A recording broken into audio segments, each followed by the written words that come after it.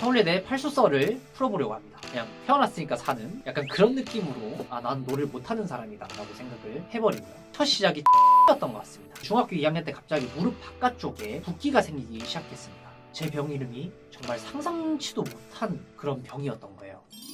안녕하세요. 서울예대 팔수보컬 보컬 트레이너 전철우입니다. 오늘부터 많이들 궁금해하신 서울예대 팔수설을 풀어보려고 합니다. 많은 분들이 팔수까지 한 그런 끈기와 집념을 되게 좋게 봐주시고 이 부분에 대해서 이 사람이 어떤 과정을 거쳐왔는지에 대해서 굉장히 궁금해 하시는 것 같아요.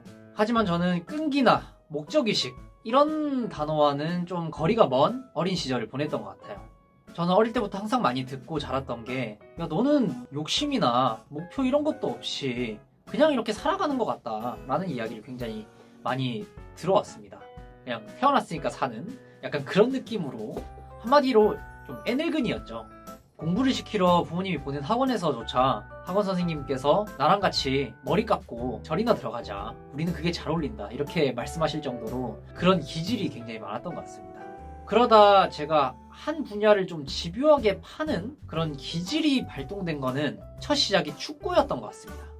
그때 당시에 저는 뭐 욕심도 크게 없었기 때문에 애들이 다 하니까 그냥 축구 하고 싶긴 한데 뭘 해야 될지도 모르겠고 잘하는 것도 크게 없다고 생각했기 때문에 그냥 항상 남는 자리인 골키퍼를 해왔던 것 같습니다.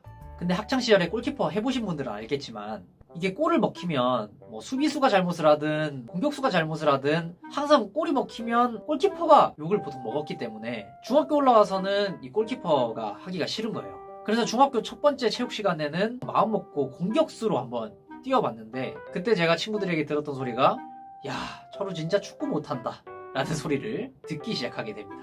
그러다 보니까 나도 잘하고 싶다라는 생각이 좀 들게 되었고 그때부터 항상 학원에 갈 때 어머니 몰래 공을 챙겨 나가기 시작합니다. 그렇게 30분 정도 일찍 나와서 담벼락에다가 공을 이렇게 혼자서 차기 시작했는데요. 그때 처음으로 연습했던 게 일단 콧발로, 발가락으로 이제 공을 차는 거죠. 이제 콧발로 차면 못한다라는 소리를 들으니까 이제 등발, 발등으로 이제 공을 차는 연습을 시작하게 됩니다.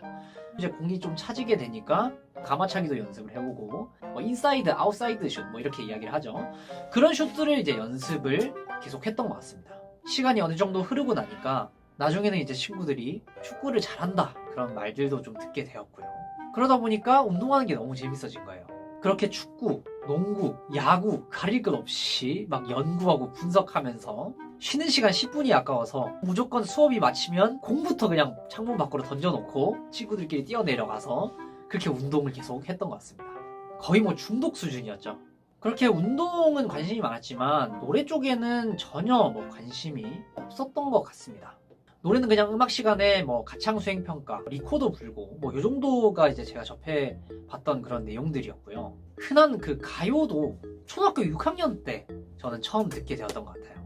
굉장히 재밌는 게 6학년 때 그때 당시에 초등학교에 원어민 교사, 이제 외국에서 이제 선생님들이 오셔서 영어를 가르쳐주는 그런 시간이 있었는데 그때 영어 선생님 한 분이 노래를 두 곡을 이제 수업 시간에 틀어주셨어요. 하이스쿨 뮤지컬이라는 영화에 나오는 Start of Something New라는 노래였고요.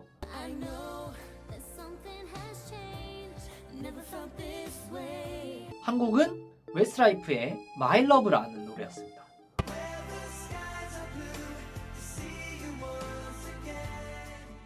근데 그 두 곡이 너무 좋고 매일매일 듣고 싶은 거예요. 그래서 이제 그때부터 아버지를 좀 쪼르기 시작을 했습니다. 그래서 아버지가 mp3를 이제 사주시게 되었고 그 두 곡을 다운받아서 계속 주구장창 들었던 그런 기억이 나는 것 같아요. 그렇게 두 곡을 듣다 보니까 이 mp3 가격이 너무 아까운 거예요. 나도 여러 곡을 좀 듣고 싶다라는 생각에 가요, 탑백, 그러니까 유명한 그런 노래들을 듣기 시작했고 그러다 보니까 이 가수도 좋다, 저 가수 좋다 이러면서 한 곡 한 곡을 이렇게 늘려나갔던 것 같습니다. 하지만 그땐 변성기가 굉장히 심하게 왔었기 때문에 노래를 부르지는 않았고요. 뭐 그냥 가성으로 흥얼거린다라든지 그래서 가창 수행 평가도 그냥 거의 가성으로 봤던 것 같습니다. 근데 그때 당시에도 굉장히 좀 이상한 행동을 했던 게 화장실에서 그냥 혼자 막 이어폰을 끼고 눈을 감고 막 립싱크를 막 하면서 막 수많은 관객들을 생각하면서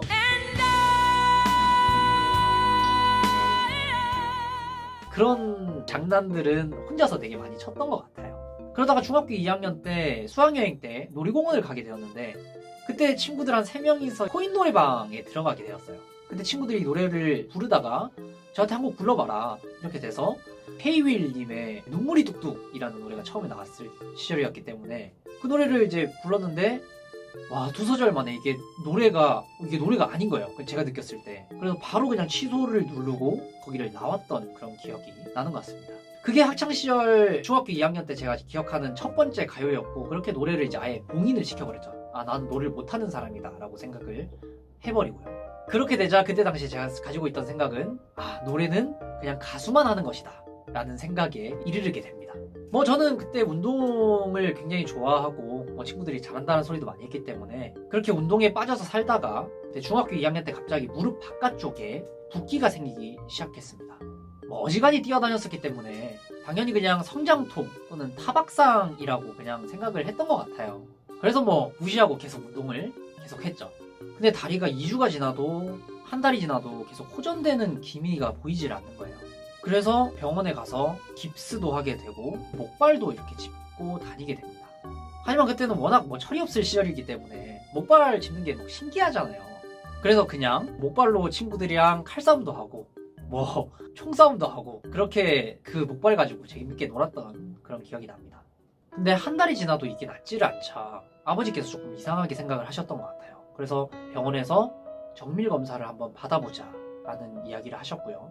그렇게 정형외과에 가서 엑스레이를 찍어보게 되었습니다. 근데 의사 선생님과 아버지의 모습이 조금 심각해 보이는 거예요. 그렇게 한참 이야기를 마치시고 그냥 말없이 이렇게 집으로 돌아온 다음에 한 며칠 있다가 부모님께서 같이 서울에 올라가서 검사를 한번 받아보자 라는 말씀을 하셨어요. 그렇게 이제 서울로 부모님과 함께 이렇게 올라가게 되었고요. 그렇게 이제 서울에서 검사를 진행을 하게 되었는데 이제 검사가 끝나고 나서 이제 진료실에 들어와서 부모님이 의사 선생님과 말씀을 나누시고 나오셨는데 어머니께서 울고 계신 거예요.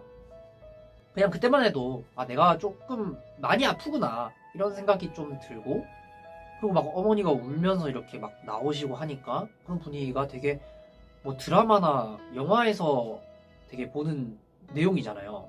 되게 뭐 영화 같다 뭐 이런 생각을 하고 그때 당시 워낙 철이 없었기 때문에 아, 입원하면은 공부는 안 해도 되겠다 뭐 그런 생각을 하면서 혼자 있었던 것 같습니다. 근데 며칠 있다가 부모님께서 병명을 말씀해 주시는데 제 병 이름이 정말 상상치도 못한 그런 병이었던 거예요. 그 병 이름은 바로 병이었습니다.